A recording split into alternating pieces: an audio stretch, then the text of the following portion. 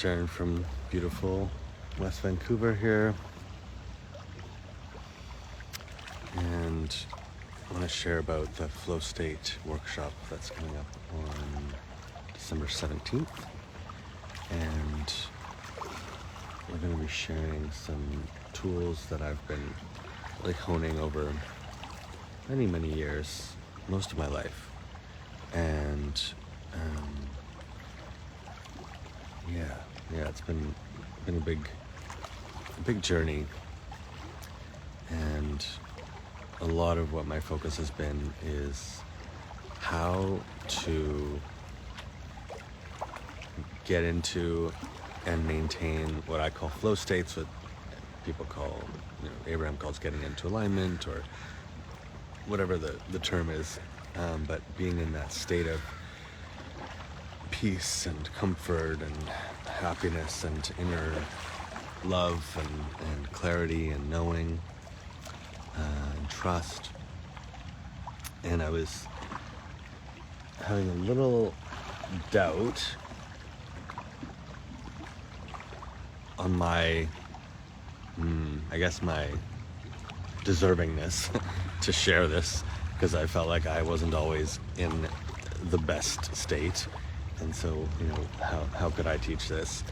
And then yesterday, I had a little bit of a meltdown and got really triggered and felt really bad. And that kind of guided me to today, where I woke up and really prioritized above everything else just feeling better and moving into a state of more peace and more clarity.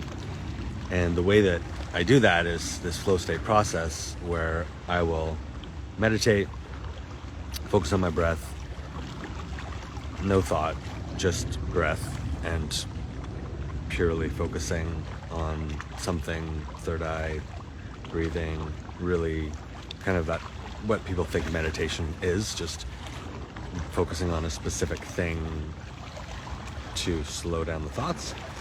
And what I've noticed is that from that place, I will often be guided to either state of clarity, where I can just tune in and ask questions, kind of like being my own channeler, like Abraham, and do like a question and answer thing and have just crystal clarity on things. Or I can be guided, like today, I was more guided into some breath work that mimics the physiology of crying, but there's no tears. So it's more just the movement of crying and releasing the emotion and the thoughts that come in. And over many years, I attempted to sort of clear my emotions and fix them and clean them up and heal them by making them bigger, by focusing on them, by fully feeling them, by releasing them, by blah, blah, blah. And what I learned was that when you sort of go after the problem, it gets bigger. And so I just kept sort of building more and more of these triggers and became more and more sensitive, and it sort of spiraled into a negative place. And sometimes it would work, and so that's why I kept doing it, but sometimes it didn't. And what I realized later was that the times when it worked was when I was in a really good state, and I could sort of handle the emotions and not let them sort of get me down, but actually be the one who's moving them up. And so what Abraham talks about with this stuff is, and Bashar, is in every moment, just do your best to feel better. Bashar says, follow your highest excitement with no expectation for the outcome. And Abraham says, find a better feeling thought, and lots of other things. And so Abraham talks about when emotions, when there is something that is maybe a deep repeating pattern that doesn't seem to just go away, that you can't sort of meditate your way out of or just feel your way better around, that the time to deal with that is sort of when it's when you attract it from a really good feeling place. And so for her, she was saying, like, she went out with her friends and she was feeling amazing, and that night was when she was guided to go through her drawers with her husband's belongings who had passed away recently. And so for her, that was a very challenging thing in most states, but when she was in this really high state, she could sort of handle it and do it and be more at ease with it. And so that's what I found is that for me, the best way to move through negative emotions, to deal with triggers, to get more clarity, to get into the flow, is to really focus first on meditation and just finding that stillness and that peace. And if I can't get there, that's fine. Be as nice as possible to myself and find the best feeling thought I can. And sometimes that means watching a show or doing whatever. It doesn't matter. Just sort of whatever the path of least resistance is to feeling a little better. And then, try again tomorrow. And so, yeah, some days I'll wake up and I'll just be right in there and right in the zone, and I can sort of tune in and either, get to work or whatever is inspiring. And some days like today, where there's a little bit more charge and trigger that's been active in me, it helps to do the meditation to get more of a breath work and moving some energy. And like I was saying earlier, what I've found is it's important for me to only activate those negative emotions with the intention of kind of cleaning them up I try and do this as much as possible when I'm guided to it from an elevated, high vibrational state. So when I'm feeling really good, when I'm meditating, when I'm clear in my mind, when I'm feeling peaceful, and if I just focus on my breath and my third eye and my eyes are closed and I'm just focusing there, and thoughts come up that feel like they want to be clear. Oh, I love you, Ryan. Sending love. And thoughts come up that feel like they want to be cleaned up or moved. From that place of alignment, then I feel like I'm able to hold that energy.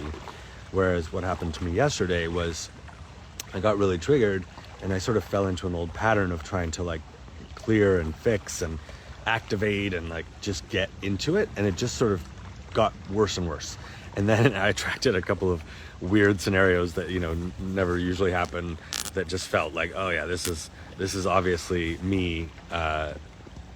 This is the universe saying, yep, this is what happens if you keep doing that. And I had a number of things happen where, like, I think at least 2 or 3 flat tires when I was like in the middle of, trying to clear this stuff, a really, triggering and traumatic encounter on the street, and but it was all in the moment of just really trying to fix and clear and like breathe it out, and I'm just gonna get it. And it was the universe saying, no, that's not the path, and this is a little gentle nudge, a little guide. And nothing serious happened. It was very gentle ish. But I needed it. I needed that wake-up call because I was just so focused on clearing, and that came. It's not about clearing them so that they're gone.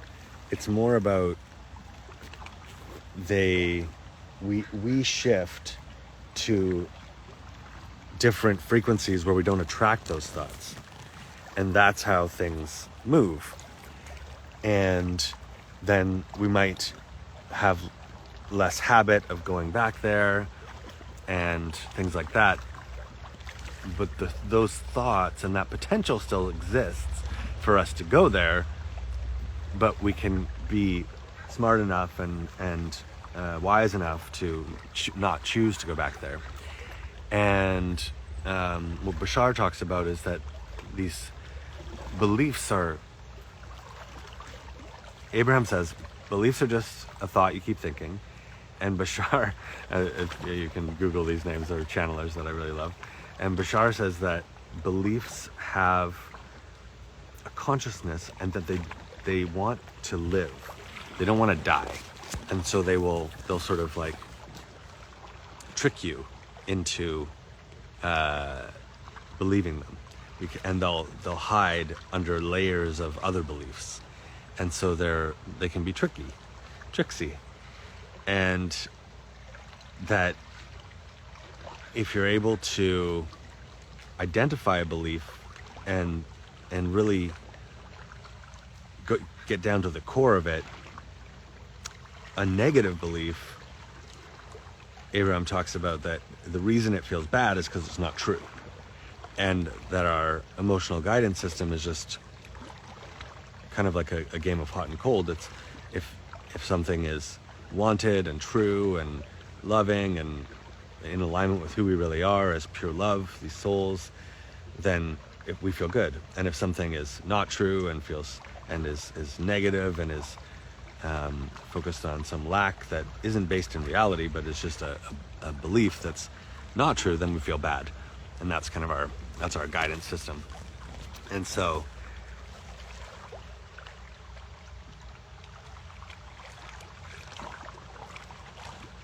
I'm getting a little lost, but Bashar talks about these beliefs having a desire to stay alive. And so if you can get to the bottom of it, if you can kind of follow the belief trail and just see like, oh, what's under there? What's going on? Like, why? Oh, I don't deserve this. I'm not good enough. Oh, well, why? And just really go down that, and is that true? And that's been an interesting game for me as well, just sort of exploring some of those beliefs, and then they become harder to believe. It's kind of like, there's a monster under the bed, and if you check enough times and there's no monster, you're like, oh, maybe there's no monster, maybe this is something else. So anyways, that's a little bit about this flow state process that has been the culmination, I guess, of my practice of many years of this work. And we're doing an online workshop on December 17th, and I'll put some more info. I think it's, if you just go to the link in the bio there with the Eventbrite or Unite events, it'll be on there. Sending you all lots of love. We'll talk soon.